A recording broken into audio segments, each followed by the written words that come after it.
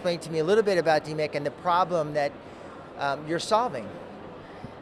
Principally, in the good old days when a patient would have a corneal problem, the only alternative would have been to transplant the cornea, the entire cornea, which means you're cutting out the cornea and you're suturing in with 30, 40 stitches a new cornea, which is everything else but adramatic. So the latest innovation was that you shouldn't transplant the entire cornea, but you should just transplant the part which got a disease.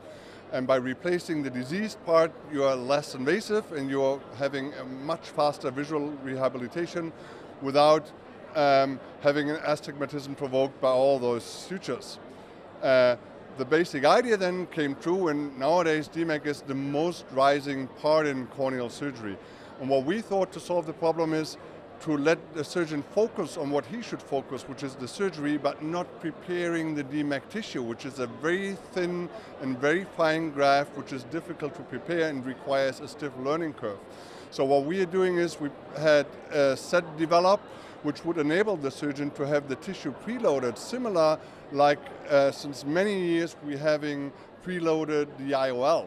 So the cornea bank would prepare, because they do it 1,000 times a day, the tissue inside our set and would just deliver it to the surgeon, and he would use it and inject it in a similar way like he's injecting the IOL.